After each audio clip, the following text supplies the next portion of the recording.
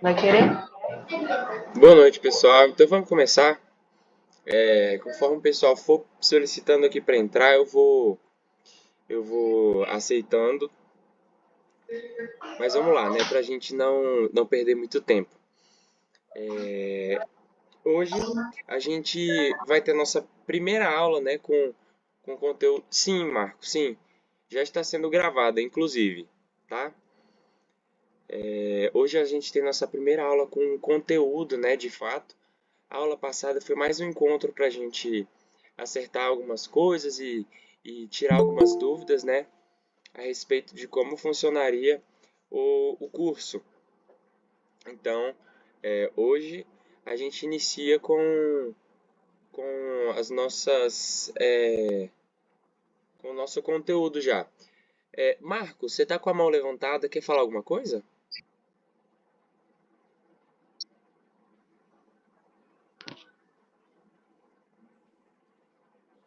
Eu acredito que não.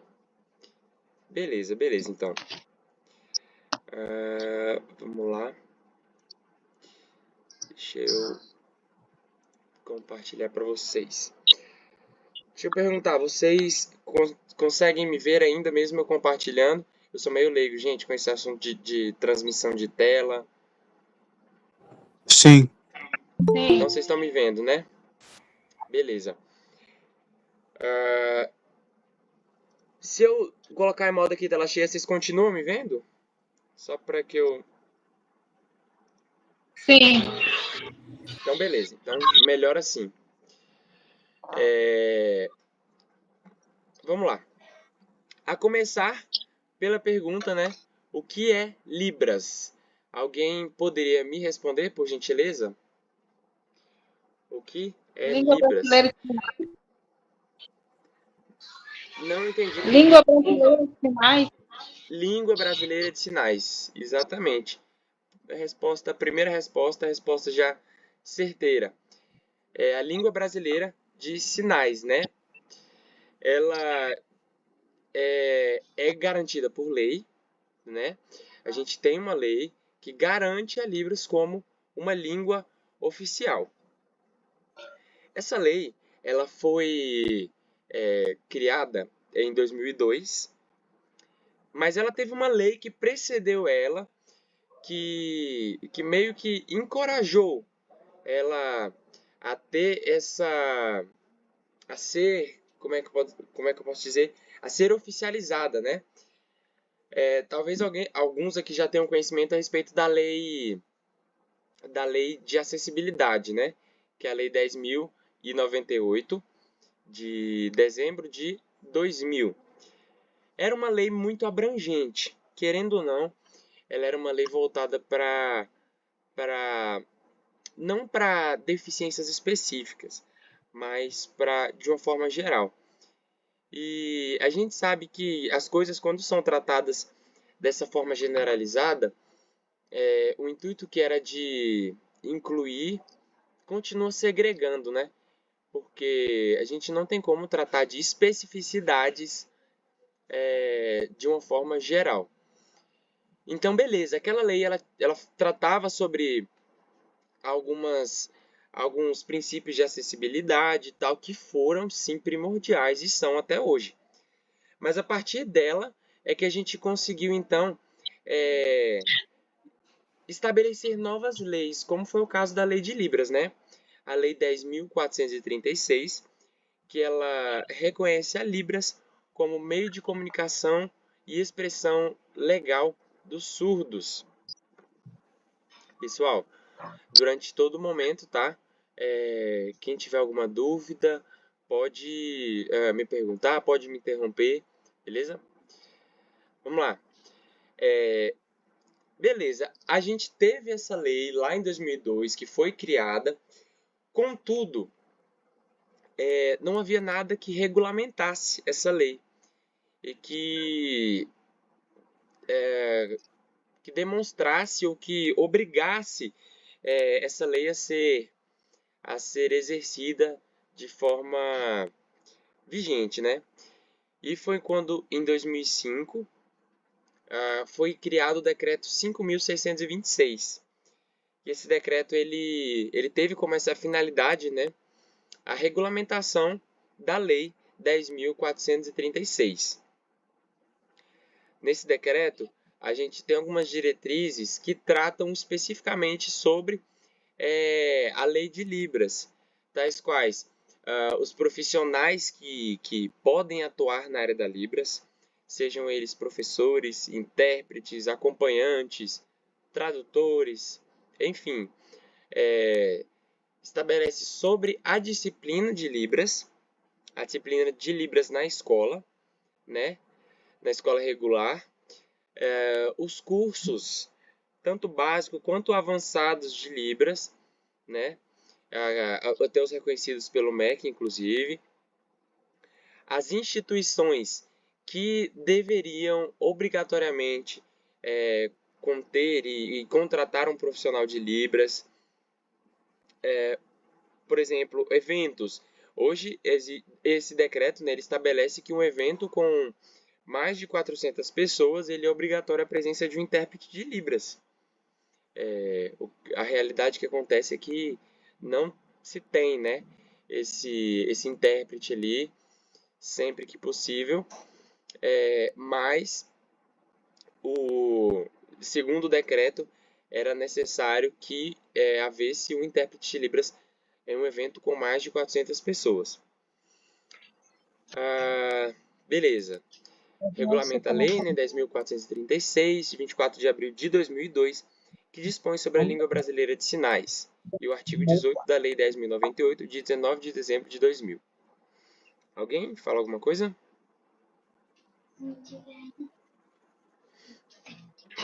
Beleza. Vamos lá, só um minutinho. Mitos sobre a surdez. Alguns mitos sobre a surdez. Só um minutinho aqui. Primeiramente, é o termo correto, né? O termo correto para a gente tratar uma pessoa com deficiência auditiva. E aqui, de forma bem objetiva, eu já separei mudo, mudinho e surdo-mudo do termo correto, que é mudo, que é surdo, né? Perdão, deixa eu só olhar aqui que tem um pessoal que me solicitou a entrada.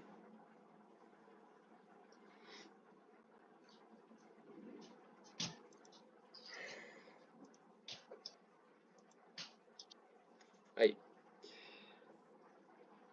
Vamos lá. Então, a gente tem esses três termos que é o que a gente mais ouve, né, hoje em dia. Até ignorância mesmo. Grande parte das pessoas não sabem, mas ainda acreditam que a mudez está ligada à surdez, né? Quando uma não tem nada a ver com a outra. A mudez está diretamente ligada a um problema nas cordas vocais do indivíduo, enquanto a surdez está ligada a problemas auditivos mesmo, né? Então, os termos mudo, mudinho e surdo-mudo para se referir a um surdo são termos incorretos, sendo considerados inclusive pejorativos por eles, né? Diferentemente se fossem realmente pessoas mudas. Aí seriam casos à parte, dos quais a gente não vai tratar. Mas vamos lá. Beleza. Próximo aqui. Vou passar para o próximo slide aqui pra gente. A Libras é universal. Pessoal, o barulho da chuva tá atrapalhando? Não. Beleza. Não. A Libras é... Beleza, obrigado. A Libras é universal? Como alguém já respondeu lá no início, né? Não, a Libras não é universal. A Libras é uma sigla que significa Língua Brasileira de Sinais. Cada país, então, tem a sua própria língua de sinais, respectivamente. É válido lembrar e ressaltar que o Brasil, inclusive, é um dos países que está à frente nessas políticas linguísticas para a comunidade surda. Até então, eu tô bem por fora dessas políticas, até do próprio dos Estados Unidos, mas o Brasil estava à frente dele, inclusive, nisso, tendo oficializado a língua antes dessa grande potência aí, né, que se diz ser os Estados Unidos. Mas beleza, a gente tem então a ASL, que é a língua de sinais americana, ou seguindo a sigla American Sign Language. A gente tem a LSF, que é a língua de sinais francesa, e a SI. A SI ela é o equivalente ao que a gente tem hoje como o Esperanto, que é aquela língua universal, né? A SI é uma língua de sinais universal. Não é tão utilizada, está caindo em desuso, assim como aconteceu com o Esperanto, né? O próprio Esperanto. E a língua de sinais americana tem tomado cada vez mais espaço, principalmente pelas produções em língua de sinais, né? Ou que tem a participação da língua de sinais. Por último, a gente teve aquele filme Eternos da Marvel, muito bom, que tem uma personagem surda e por meio daquele filme, inclusive, as pesquisas a respeito do aprendizado, cursos básicos de Libras, aprender língua de sinais, Libras não, língua de sinais, porque não se trata só do Brasil, mas as pesquisas interessadas nesse tipo de conteúdo aumentaram em 250%. Então, a gente observa que esse poder da mídia, né, até nesse caráter de influenciar e propagar a língua de sinais. Aí aqui no Brasil, a gente possui, sim, outras línguas de sinais, contudo que não são oficializadas, né? A gente tem a Sena. A Sena, ela é de uma comunidade, se eu não me engano, do Maranhão. Só um minuto. Língua de sinais Sena. Perdão, do Piauí. Várzea Queimada é o nome da região lá dela. E ela é uma língua de sinais exclusivamente regional e pontual ali daquele lugar. Fora daquele lugar ela não é compreendida, né? É como se fosse um dialeto mesmo ali local. A gente tem a LSKB, que é a Urubu Capor. Essa sim é de uma tribo indígena do Maranhão. E a Libras, né? E a gente tem a Libras, como a gente já mencionou desde o início. A língua de sinais possui escrita própria? E a resposta é sim. A língua de sinais ela possui sistema de escrita própria. Por mais que não sejam tão utilizados, porque é um pouco complicado ainda e está em fase de desenvolvimento também, assim como a própria língua, né? Assim como a própria Libras. Mas sim, possui a escrita de sinais. A gente tem o Sign Writing, temos o ELIS, deixa eu só ver os outros aqui. Sign Writing, ELIS, o CEL, a Visografia, e tem mais um que eu não coloquei aqui, mas que é, se eu não me engano, o ELAN. O nome é assim, tá? Não vou saber com certeza. Pessoal, a respeito dessa parte mais teórica, gostaria de saber de vocês se ficou alguma dúvida.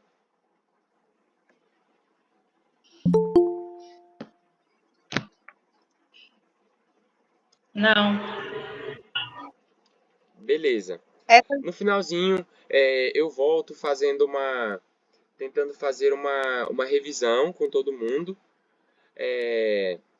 a respeito de tudo para ficar mais descomplicado para a gente, tá? Mas então vamos lá. Passando para a segunda parte, agora uma parte mais prática e uma parte que até eu acho que muitos já vão ter conhecimento é o do nosso alfabeto manual.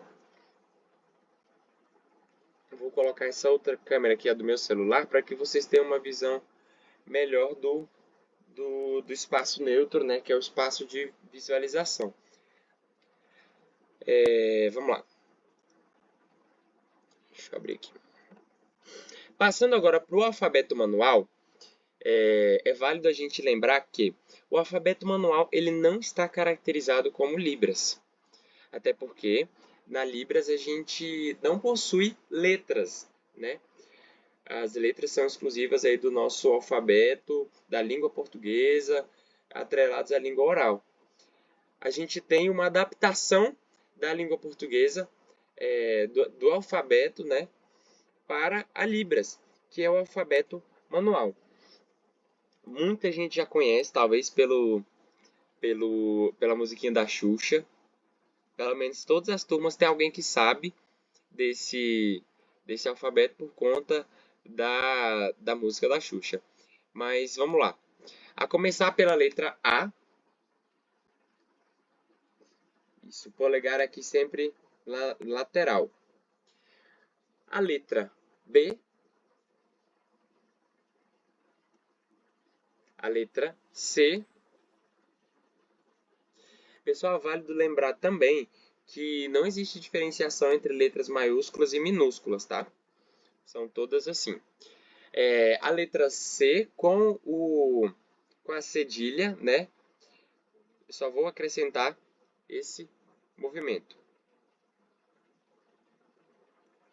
A letra D,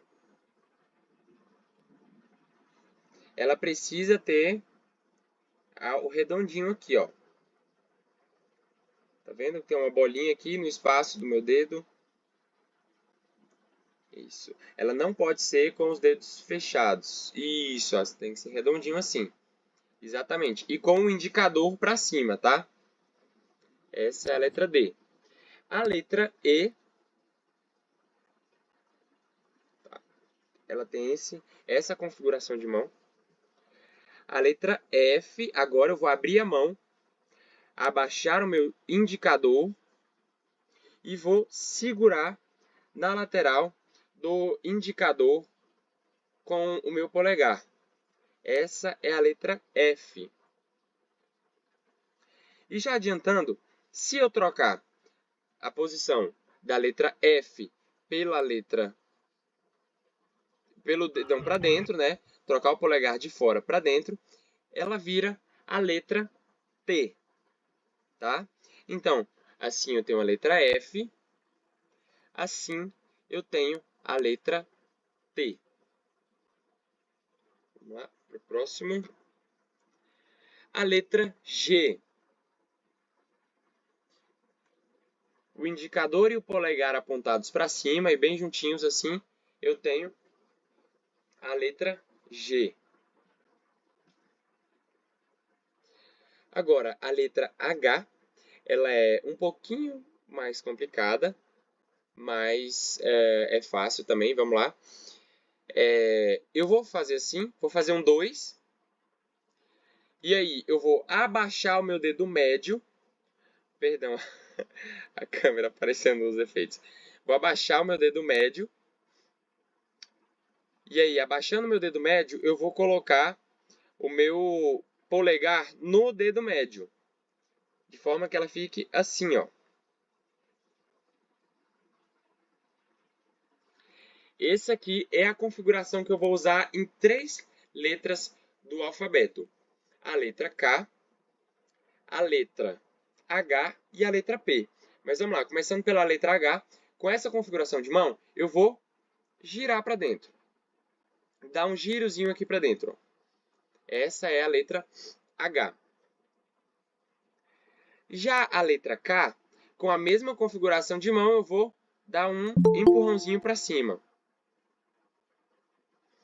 Isso, deixa eu só desativar esses efeitos aqui. Aí. Senão vai ficar parecendo balãozinho toda hora. Para cima é o K. E se eu deitar a minha mão para baixo, assim, ela vira o P. Então, tenho o H, o K e o P. Essa é a letra P. Vamos lá, agora passando para a letra I. É apenas o meu mindinho para cima. Só isso é a letra I. Tá, vamos lá, deixa eu tentar fazer bem aqui o negócio para facilitar para mim. Só um minuto.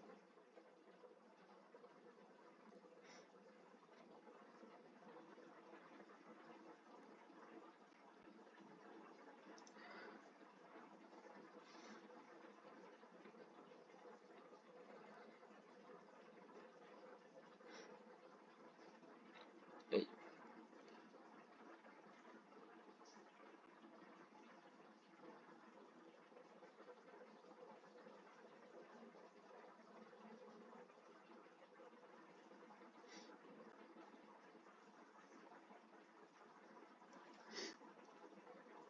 Deixa eu ver aqui se vai facilitar. Aí, agora eu vou colocar.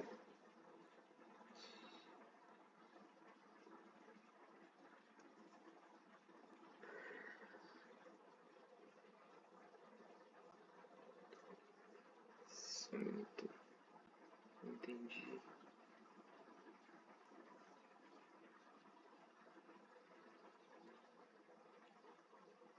Aí.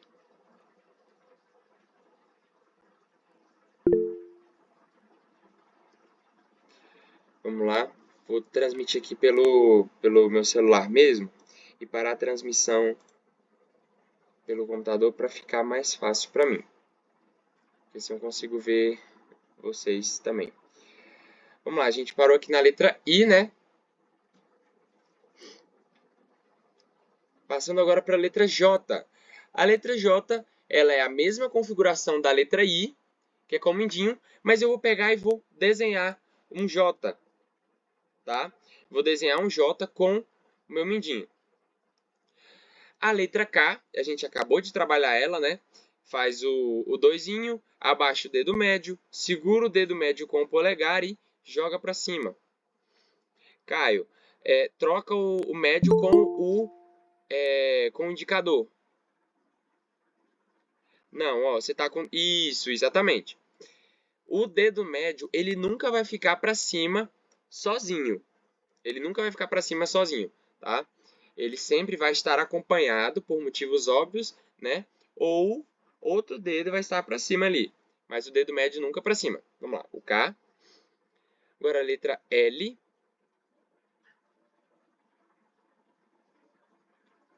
A letra M. O N eu só vou subir um dedo. Letra O.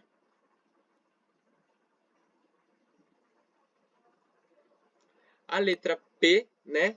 Que a gente trabalhou agorinha. Exatamente. A letra Q. A letra Q eu só vou apontar para baixo. Segurar aqui com o meu polegar. Letra Q. R.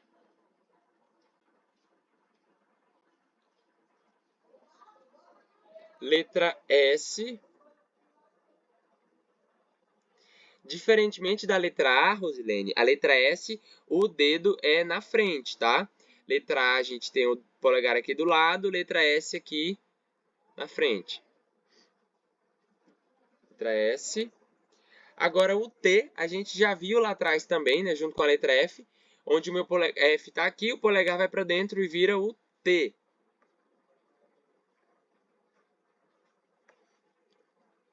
Tatiane, você quer falar alguma coisa? Tá com a mão levantada?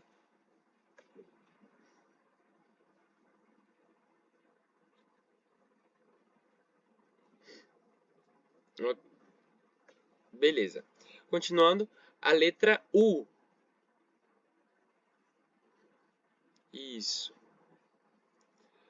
Aí a letra V, que acabou não aparecendo aqui no nosso alfabeto, mas vamos lá, a letra V. O W, eu só vou subir mais um dedo. O X, eu vou fazer essa configuração de mão aqui, ó. Vou pegar para frente e vou puxar para mim, como se fosse um gatilho. Esse é o X. O Y, eu vou usar essa configuração de mãos. E vou fazer assim, ó. Como se eu estivesse dando um mergulho, um aviãozinho aqui com a mão. Isso. E por último, o Z, que é basicamente a letra Z desenhada com o indicador. Esse é o sinal da letra Z. Algumas letras a gente pode observar que elas são bem icônicas, né? Como assim? É que a imagem dela nos lembra muito a forma dela como é escrita, como é o caso da letra L, da letra M, do W até do V. Então, alguns têm uma semelhança, outras não fazem o mínimo sentido na minha cabeça, como, por exemplo, o X. Não me perguntem o motivo do X ser assim, não vou saber responder para vocês. Mas as outras ficam até mais fácil da gente lembrar por conta dessa referência imagética. Agora vamos aqui para os números de forma bem rápida. Tem o número 0, que é exatamente a mesma coisa da letra O. O número 1, que vai ser um joinha. O 2. O 3, que eu posso fazer tanto assim quanto assim. O 4. O 5, que é com essa configuração de mão, isso. O 5. O 6, que eu vou fazer assim. Isso. Para quem está com dificuldade, faz o 0, vira para frente e sobe a perninha aqui do 6, ó. Isso. Esse aqui é o número 6. Número 7.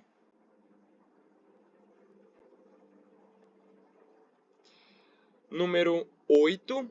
Número 8 é exatamente a letra S, tá? Só que eu não tenho como mostrar para vocês, mas é até uma coisa que faz bastante sentido depois que a gente tem num quadro e tal. O número 8 é a letra S fazendo esse movimento, como se você estivesse alternando ela. Assim. E aí quando eu troco ela de lado, ela acaba que vira um 8, né? Ela juntando os dois lados do S, ele vira um 8. Assim acontece com a letra H também, tá? Quando a gente faz isso aqui, ele é como se eu estivesse trazendo essa outra perna para cá. E o 9 a gente fez com o número 6. Eu vou simplesmente abaixar aqui e fazer o número 9. Os próximos números em sequência é apenas a junção desses números que a gente já tem, né? Se eu vou fazer um número com mais de uma casa, eu vou utilizar a mesma mão. Eu não utilizo duas mãos, tá? Então, por exemplo, se eu vou fazer o número 10, é 1 e 0. Número 200, 2, 0, 0. E assim consecutivamente. Assim sucessivamente a gente tem os numerais. Alguma dúvida nessa parte de alfabeto e numerais? Beleza. Então vamos passar aqui para um spoiler, né, do que vai ser a próxima aula já, que é boas maneiras e saudações. Os sinais básicos aqui de saudação. Você chegou a cumprimentar o colega, cumprimentar uma pessoa, um surdo. E isso a gente se encaixa também dentro do básico da Libras. A começar pelo oi, ou olá, né? Que ele é a junção da letra O e da letra I.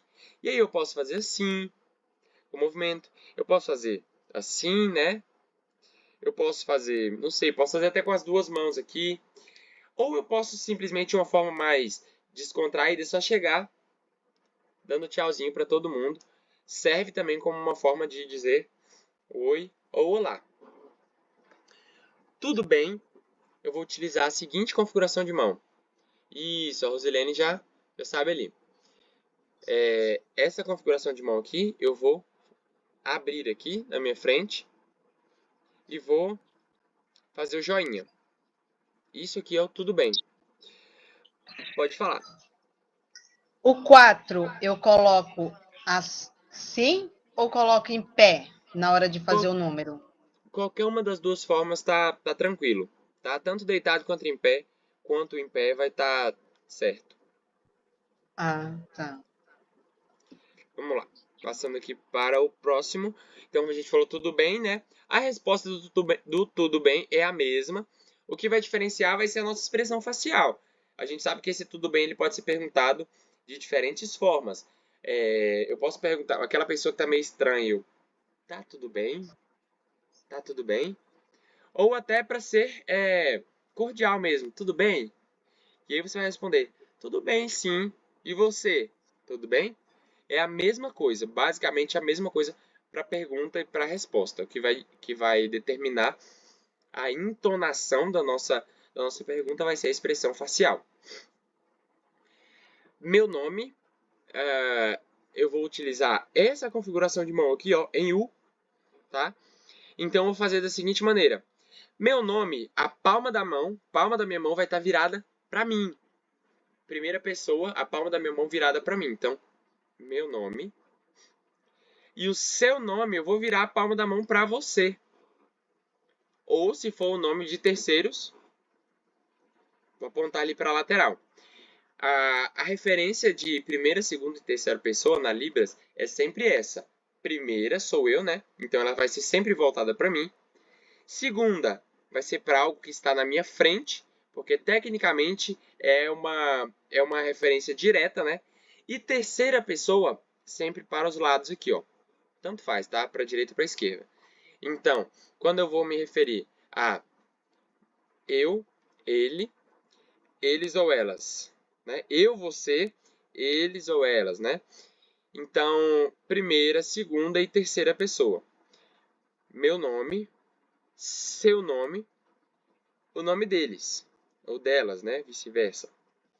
Então, a gente sempre usa a orientação da palma para distinguir se a gente está falando de mim ou de você.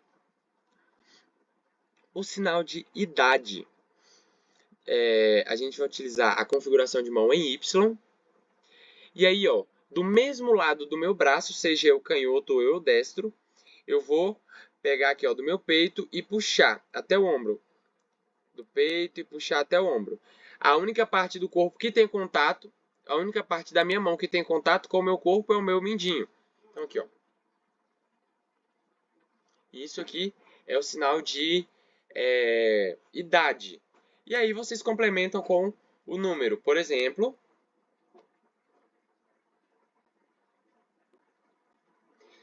a minha idade é 23. Qual a sua idade? A sua idade. A pergunta é a mesma também. O que vai caracterizar vai ser a minha expressão facial. Boa tarde, boa noite e bom dia. Boa tarde, boa noite e bom dia. Eles têm, em algumas localidades do Brasil, eles vão variar. O que a gente chama de variação linguística, né? Que a gente tem também no português. Mas eu vou ensinar a forma padrão, tá? Aqui é apresentada até em programas de rede nacional, as formas padrão. Então vamos lá, começando pelo boa tarde, eu vou utilizar aquele mesmo sinal de bom ou bem que a gente fez lá no começo, que é o seguinte.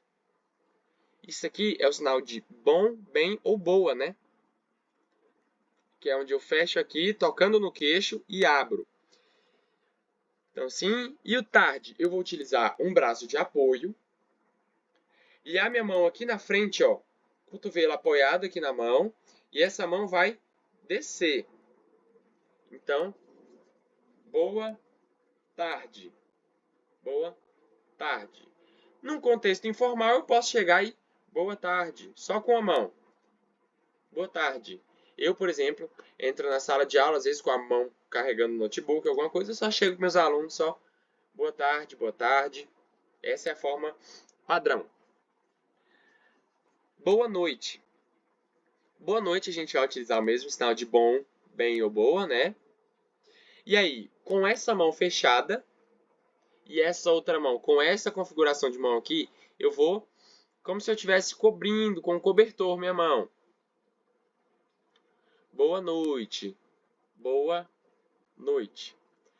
Em algumas localidades do Brasil, a gente vai ter o boa noite. Boa noite. Boa noite, também com as duas mãos. Ou boa noite. Boa noite. Isso, as duas mãos aqui do lado como se a gente estivesse se fechando, se desligando, digamos assim. E bom dia, por último. Bom dia, gente do céu. Ele possui tanta variação, mas eu vou ensinar a forma básica e vou ensinar também as padrões aqui para vocês. Então vamos lá, o sinal de bem, boa, né, ou bom. E aí, a forma padrão, a forma geral, de básico, de dia, né? Eu vou pegar a letra D e vou desenhar aqui um arco-íris. Então, bom dia. Bom dia. Em alguns lugares você vai encontrar com o sinal de dia assim, ó, a letra D saindo da testa. Esse, na verdade, é o sinal de dia mesmo, da palavra dia, de forma nacional, digamos assim, também. Mas ela não é utilizada nesse contexto de bom dia, só em alguns lugares. Então a gente pega aqui bom e o D saindo da testa, dia. A gente pode também fazer uma forma mais de gente chatinha, de que quer se exibir um pouco mais, que é o dia, fazendo a datilologia, D-I-A. Então, bom dia, D-I-A, D-I-A. É uma forma até boa de praticar a datilologia de uma forma mais rápida, mas bom dia, dia. E tem outra que é o seguinte, que é bom, aí você faz assim, ó, dia. É como se fosse o sinal de céu, sabe? Mas a gente usa assim também. Isso. Bom dia. Vamos lá. Vou voltar lá no início, tá? Só pra gente fazer uma revisão bem rapidinha, até com os colegas que não estavam aqui presentes desde o início. Mas vamos lá. O que é a Libras? Alguém, eu não me recordo quem, respondeu que é a língua brasileira de sinais. Está correto. Libras é, na verdade, uma sigla, né? Onde a gente tem LI como língua, BRA, brasileira, e o S de sinais. Então, língua brasileira de sinais, a gente tem a Libras. Vamos lá. Ela é reconhecida por lei, né? Que reconhece a Libras como meio de expressão dos surdos. A Lei 10.436 de 2002, que reconheceu a língua brasileira de sinais como meio legal de comunicação e expressão dos surdos.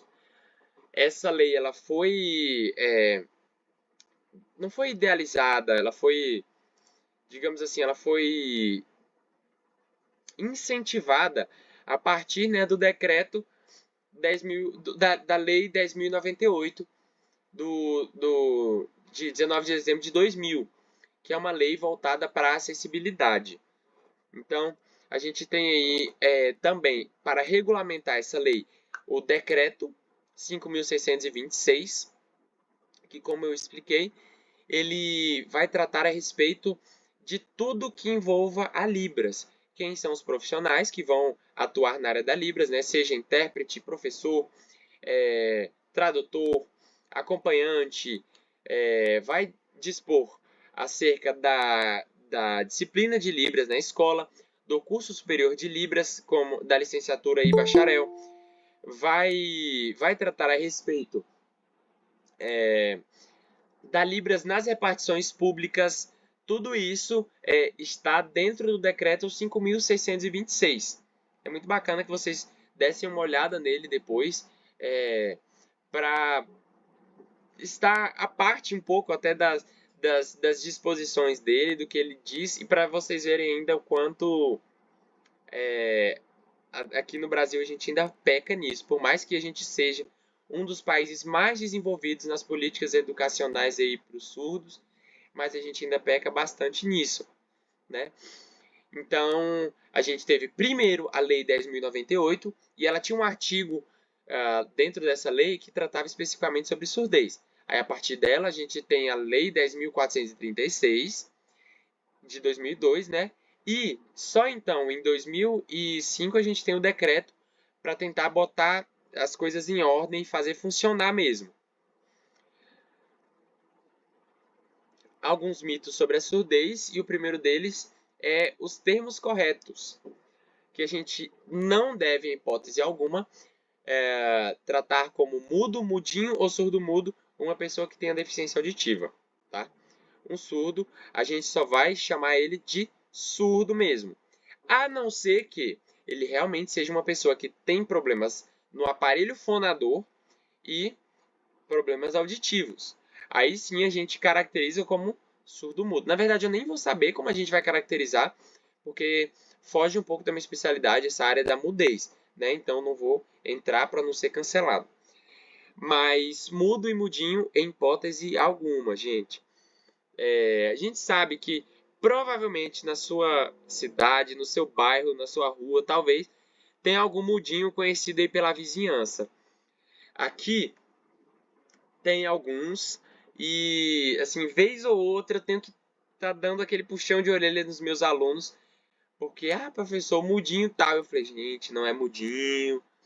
E aí, tipo assim, é difícil, porque você dentro da sala de aula tá tratando a respeito desse, tá chamando da forma correta, eles saem da sala de aula e tem o pai e a mãe, os vizinhos, todo mundo, mudinho isso, mudinho aquilo.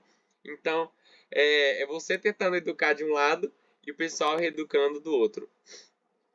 Onde eu moro tem um surdo, só que ele não sabe Libras, o que é muito comum. Infelizmente, é uma realidade muito comum, porque a Libras, querendo ou não, ela não está acessível a todos assim como o português está, né? Eu não saio de casa e já topo com um falante de Libras. Então, acaba que para os surdos é bem mais difícil essa questão de aquisição de linguagem. Então, se não partir dos pais o interesse em apoiar, incentivar o filho ali a ter essa aquisição de linguagem, ele vai ser uma criança prejudicada. Assim acontece com, eu vou dizer, eu me arrisco a dizer em 90% dos casos. A grande maioria das crianças surdas, inclusive, elas são,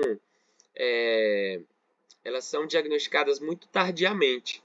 Por quê? O primeiro diagnóstico, a primeira suspeita, na verdade, que geralmente tem, isso entra até nos estudos de aquisição de linguagem, é que o pessoal vai desconfiar que a criança é autista. Por quê? Porque ela não presta atenção, ela tem dificuldade em prestar atenção. Eu chamo e ele não me atende, eu chamo, ela não olha para mim. Então, o primeiro, digamos ali, o primeiro ponto a se investigar, a gente vai colocar como autismo. Beleza. A criança continua se desenvolvendo e aí os próprios pais vão percebendo, às vezes, que não se trata de algo cognitivo, talvez, mas de algo auditivo mesmo. Quando ela não se assusta com um barulho, com a porta que bateu, com um objeto que caiu. E aí os próprios pais fazem parte dessa parte do diagnóstico. Os próprios pais têm que ter essa participação ali, né? E aí é onde eles encaminham até para um médico especialista e aí fazem todos os procedimentos de audiometria. Alguém falou alguma coisa aqui? Eu, como professor, inclusive, aprendi um pouco de Libras e sempre estou fazendo cursos para aprender um pouco mais. Muito bacana. Para te falar a verdade, quando eu entrei na área, eu não sabia nada, nunca tinha me atentado para essa área da inclusão. Só que é muito bacana porque a gente não consegue se atentar. Quando a gente entra em alguma das áreas inclusivas, a gente não consegue se atentar só a uma necessidade especial. Por exemplo, eu comecei com a Libras, né, tratando com a surdez e tal. Me formei, fui para a sala de aula e comecei a ter contato com autistas. E aí a cabeça da gente vai abrindo de uma forma assim que a gente vai se tornando tão sensível às outras necessidades especiais. Então, isso foi dos grandes crescimentos que eu senti quando eu me meti nessa área de educação especial, né? Então, é muito bacana, Rosilene, a gente está sempre procurando, né? Porque, querendo ou não, ah, todo dia a gente descobre, a medicina descobre alguma necessidade especial diferente, e é muito importante que a gente saiba acompanhar, né, a medicina nesse sentido, que nós educadores, eu não sei aqui a formação de todos, mas é muito importante que nós educadores saibamos estar acompanhando a medicina nesse sentido, de tentar proporcionar da melhor maneira possível para os alunos o conhecimento, né, de forma que fique adaptada ali, de forma que a gente consiga realmente exercer a equidade ali para esses alunos, né? Então vamos lá, continuando aqui, né? A Libras é universal? E não, a resposta é não. Sou pedagoga em educação especial e inclusiva. Muito bacana. Eu tenho vontade ainda de fazer alguma pós-graduação na área de educação especial, educação inclusiva, até para me especializar mais, né? Até o momento eu estou só nessa área de linguagens mesmo, com a Libras e o inglês. Mas muito bacana. É uma área que tem que gostar muito, muito trabalhoso esse público, justamente. Eu particularmente não imaginava que eu fosse gostar tanto, que eu fosse me identificar tanto, né? É tão engraçado isso, porque a gente vai eu não sei se vocês já ouviram falar naquele foco seletivo, que é quando você nunca viu aquela pessoa ou nunca viu aquele determinado assunto. A partir do momento que você vê uma vez, parece que você vê em tudo. Eu vi aquela pessoa hoje, agora eu tô vendo ela todo dia. Ou eu vi aquele assunto hoje, eu tô vendo aquilo todo dia. E é tão engraçado que depois que eu entrei nessa área inclusiva, que eu comecei a estudar mais e até minha mãe também foi vendo mais a respeito disso. A gente foi abrindo um pouquinho mais a cabeça e minha mãe começou a ir fazer acompanhamento com psicólogo, depois ela foi para psiquiatra e ela descobriu que ela tem Asperger. A Asperger ela é classificada como o autismo de adultos, né? E ela foi descobrir bem adulta já e hoje ela é doutora na área de linguística também. E ela, inclusive, acha muito.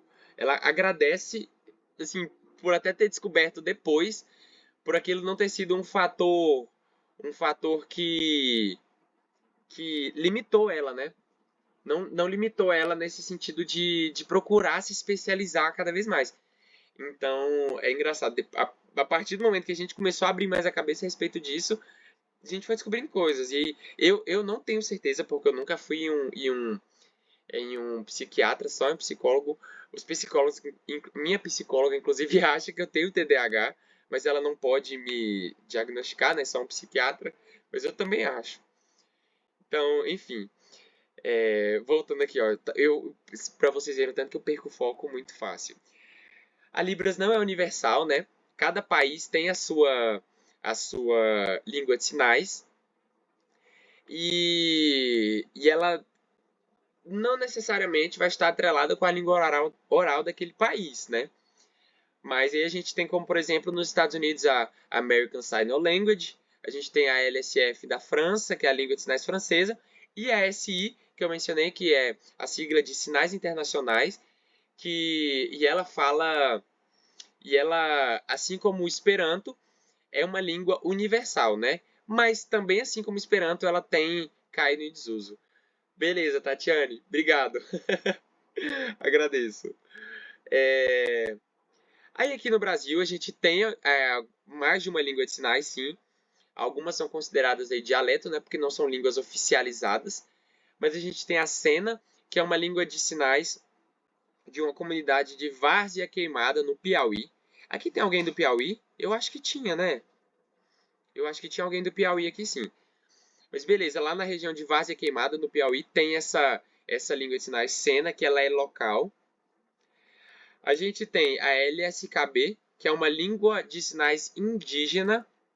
Urubu Capor é o nome dela, que é do Maranhão, de uma tribo lá do Maranhão. E a gente tem a Libras, né? Que é a nossa língua brasileira de sinais. Gente, relembrando, ressaltando que a Libras ela é considerada hoje uma língua oficial do Brasil, tá? Então, perguntarem para vocês quantas línguas o Brasil tem, quantas línguas oficiais o Brasil tem, a gente vai ter o português, a Libras. Eu não vou saber a respeito do Tupi, se ele é considerado uma língua oficial do Brasil, mas com essas duas eu consigo dizer com certeza para vocês. A língua de sinais possui escrita própria? E sim, né? Eu mostrei para vocês alguns exemplos aqui. No decorrer das aulas, talvez eu traga um pouco mais disso, porque acaba que é um assunto meio complicado, mais complexo, e que a gente aqui não vai utilizar tanto. Mas a gente tem o Sign Writing, o ELIS, o CEL e a visografia. E aí a gente passou para o alfabeto manual, tá? Esse material aqui, esse slide, eu vou disponibilizar ele no portal, assim como a gravação da aula de hoje e da aula passada, tá? Que eu não consegui porque a internet não estava muito boa e aí o vídeo eu tinha que ficar recarregando lá no YouTube, porque eu tenho que colocar o link e tal, tá? Mas, pessoal, alguma dúvida a respeito do que a gente tratou hoje?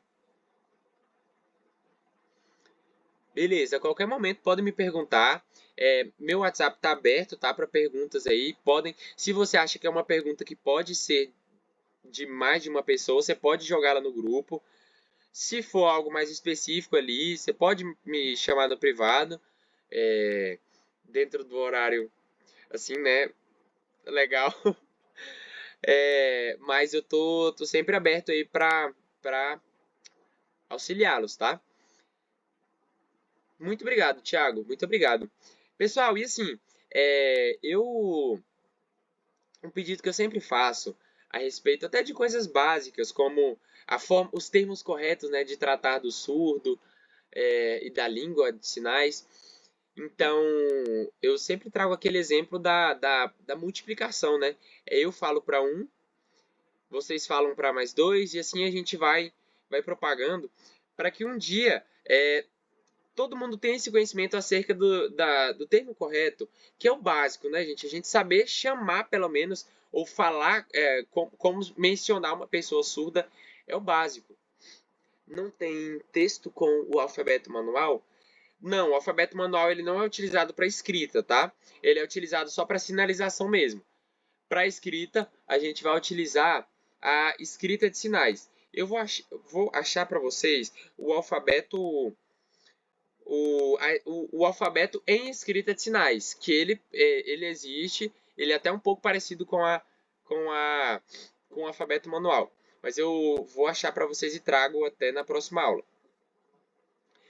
Mas voltando, então assim, sempre que vocês puderem, escutarem alguém falando mudinho, ou surdo-mudo, ou até mudo, né, de uma forma bem educativa e pedagógica, a gente tenta corrigir aquela pessoa, né?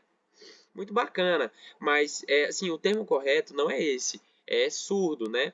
Aí eu não sei, aí se a pessoa te der margem para você explicar, se for uma pessoa mente aberta, se for um ignorante, então esquece, porque o ignorante tem os próprios problemas dele ali, ele mesmo se afunda. Mas se for uma pessoa mente aberta, vai ser até bacana para você trocar essa experiência.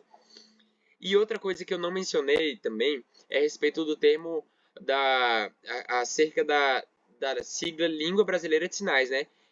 Tem muita gente que pensa que é a linguagem brasileira de sinais, mas existe uma diferença entre língua e linguagem. A linguagem é o exercício da língua, né?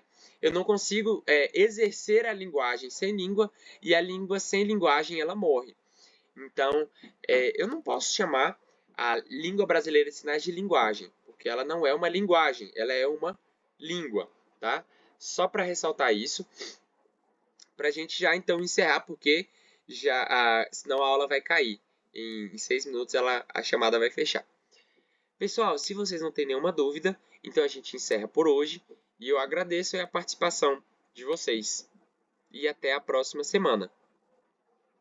Boa noite, com vocês. Boa noite, tchau.